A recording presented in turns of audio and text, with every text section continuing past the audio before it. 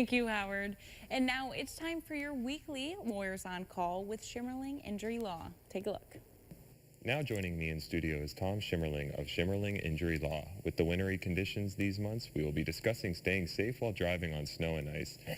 And Tom, how are you doing today? I'm doing great. How are you doing? Awesome. I'm doing pretty good so far. Yeah. So no matter where you live in New York or Pennsylvania, if you have a car, chances are you're going to be driving on snow and ice. And what's the liability situation if you have an accident? Well, it really depends on the circumstances, but normally if there's an accident on snow and ice, the person causing the accident is going to be seen as driving too fast for the conditions because, snow, ice is slippery and, I just see so many people driving too fast on the highway. It makes me crazy.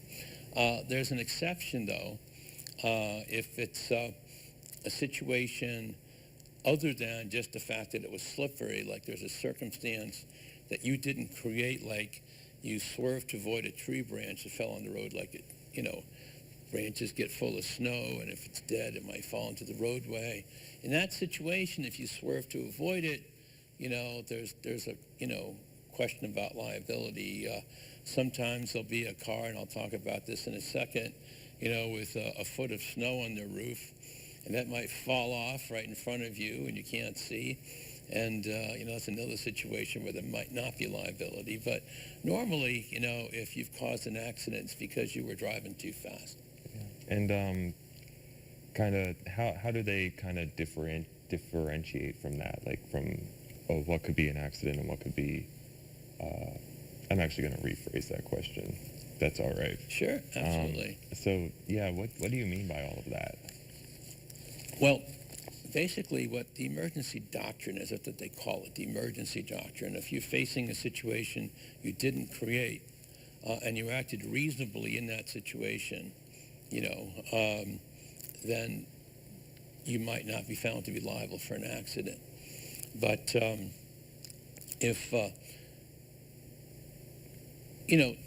speed limits just don't apply when the snow, the roads are snowy and icy. It doesn't matter what the speed limit is, but you have to be driving safely. And if you lose control of your car, that's a pretty good indication you weren't driving safely. And so what are the best ways to So what are the best ways to stay safe this season? Well, one thing that I always tell people is to, take a few extra minutes to clean off your car. It's not fun. You're going outside. It's freezing cold. But, I've seen cars coming down the highway with like little peepholes, in the windshield where someone really got a little, can we say lazy? And that can cause a problem. And also snow can fall off onto your roof and now you can't see, that sort of thing. Yeah. And why is it so important to kind of stay safe while driving? Well, you just want to make sure that you don't cause an injury to somebody else.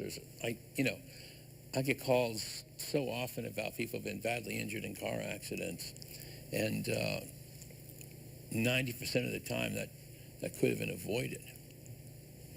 And what else can you kind of tell us about staying safe on the roads in snowy and icy conditions? Well, it's important all through the year, but it's particularly important in the wintertime to have good tires on your car. And make sure they're at the correct tire pressure, that there's not a lot of wear, that your wheels are balanced, that the wheels are aligned. I sound like a mechanic, but really that is a big issue, is making sure that your tires are in good shape. And is there anything else you can kind of tell us about staying safe this winter?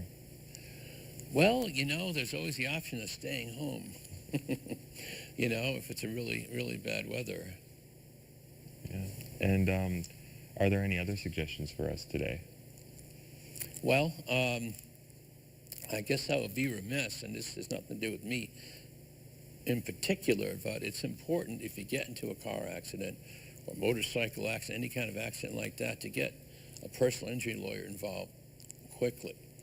Because, for example, last year I settled a case for well over $1 million soon after the accident because I was called in like the next day, and I was able to get all sorts of evidence that would not have been available like a week, 10 days, a month later.